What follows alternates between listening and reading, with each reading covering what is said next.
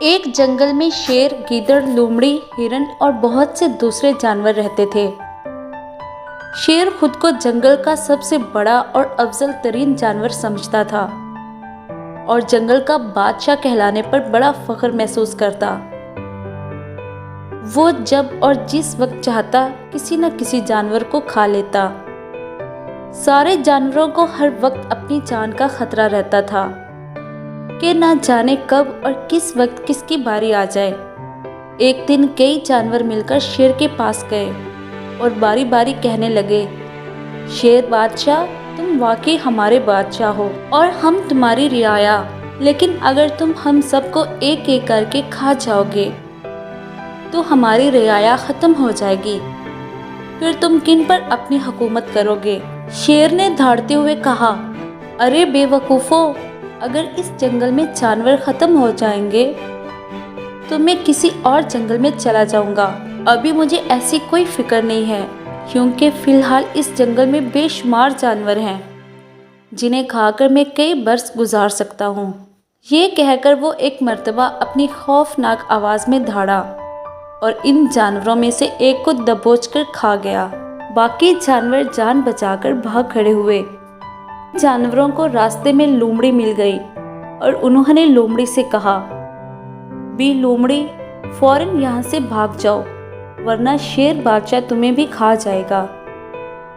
لومڑی بولی، بھائیو، گھبرانے کی کوئی بات نہیں، میں نے ایک ترکیب سوچی ہے اور مجھے پکا یقین ہے کہ میں اپنی اس ترکیب پر عمل کر کے اپنی اور تم سب کی جان اس نامراد سے بچا لوں گی۔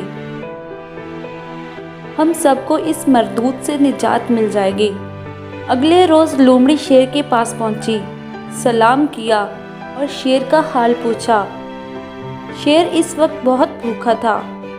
لومڑی کو دیکھ کر اس کے منہ میں پانی بھر آیا، کیونکہ وہ لومڑی بہت موٹی تازی تھی، اور اس نے لومڑی سے کہا، اچھا ہوا تم خود ہی چلی آئی ہو، ورنہ آج میں تمہاری تلاش میں جانے والا تھا۔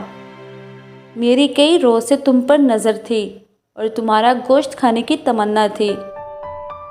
چالاک لومڑی نے جواب دیا، شیر بادشاہ، میں تو بہت پہلے تمہارے پاس آ جاتی، لیکن جب میں اس طرف آ رہی تھی تو راستے میں ایک اور شیر مجھے مل گیا اور کہنے لگا کہ میں جنگل کا بادشاہ ہوں۔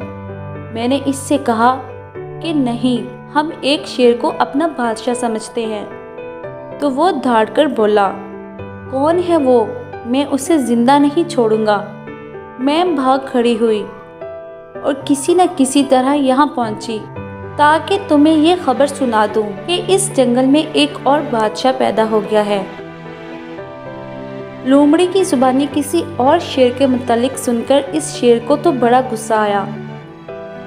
نتنے پھیلا کر کہا، ہے وہ بدماش، میں ابھی اس کو اس کی گستاخی کی سزا دیتا ہوں۔ لومڑی نے بتایا، وہ شیر 1 میل دور ندی کے پاس بیٹھا ہے۔ شیر نے کہا، مجھے وہاں لے چلو تاکہ میں ابھی اور اسی وقت اس گستاخ کو مزہ چکھا دوں۔ لومڑی بولی، ہاں ہاں شیر بادشاہ، میرے ساتھ چلیے۔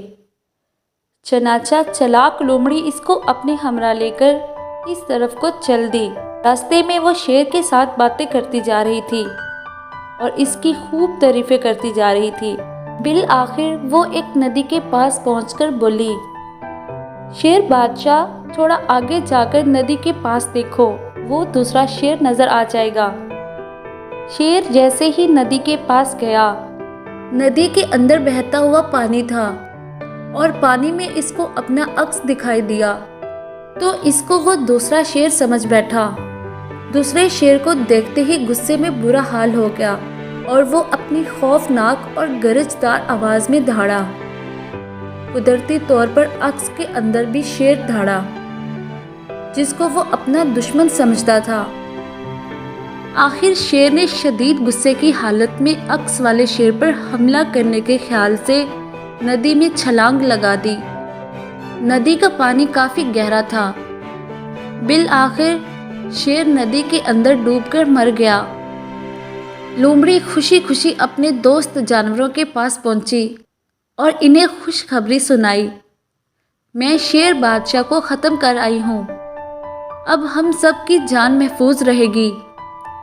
سب جانوروں نے لومڑی کا شکریہ ادا کرنے کے بعد اس کی بہت تعریف کی اور کہا کہ خدا نے تمہیں سب سے زیادہ عقل اور سمجھ دی ہے۔ سب جانوروں نے ایک جگہ جمع ہو کر خوب جشن منایا۔ واقعی ہی لومڑی ایک بہت چالاک جانور ہے۔